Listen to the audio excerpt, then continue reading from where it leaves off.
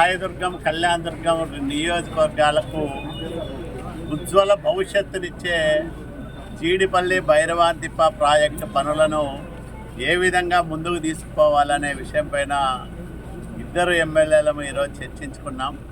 త్వరలోనే ముఖ్యమంత్రి గారిని, అట్లాగే రాష్ట్ర జలవనరుల శాఖ మంత్రి నిమ్మల రామానాయుడు గారిని కలిసి ఆగిపోయిన పనులను త్వరితగతిన పునఃప్రారంభం చేయడంతో పాటు సాధ్యమైనంత త్వరగా పనులను పూర్తి చేసి 114 చెరువులకు కళ్యాణదుర్గం నియోజకవర్గంలో నీళ్ళిచ్చే బాధ్యతను సురేంద్ర గారు తీసుకుంటారు. అట్లాగే భైరవాంతిప్ప ప్రాజెక్టుకు నీళ్ళు వస్తే అటు బ్రహ్మసముద్రం, ఇటు గుమ్మగట్ట 2 నియోజకవర్గాలకు ఎంతగానో మేలు జరుగుతుంది. కాబట్టి ఆ విషయాలపైన ఈరోజు చర్చించుకొని త్వరలోనే ముఖ్యమంత్రి గారిని కలిసి త్వరితగతిన పనులను పునఃప్రారంభం చేయడానికి గల అవకాశాలను పరిశీలించమని ఆయనకు విజ్ఞప్తి చేస్తాం.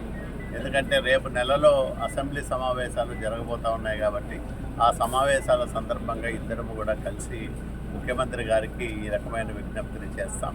అదే రకంగా 2 నియోజకవర్గాలు అత్యంత వెనుకబడిన నియోజకవర్గాలు, గ్రామీణ ప్రాంతాల్లో రైతు కూలీలు తీవ్రంగా ఇబ్బందులు పడుతూ ఉన్నారు.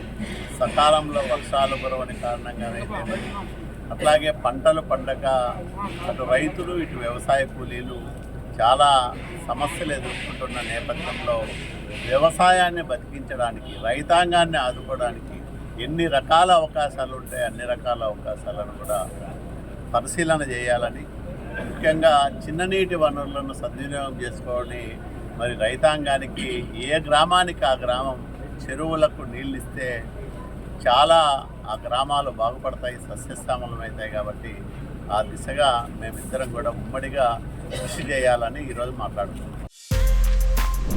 బిగ్ టీవీ అవుట్లుక్ కథనాలు నచ్చితే వెంటనే బిగ్ టీవీ ఛానల్ ను సబ్స్క్రైబ్ చేయండి.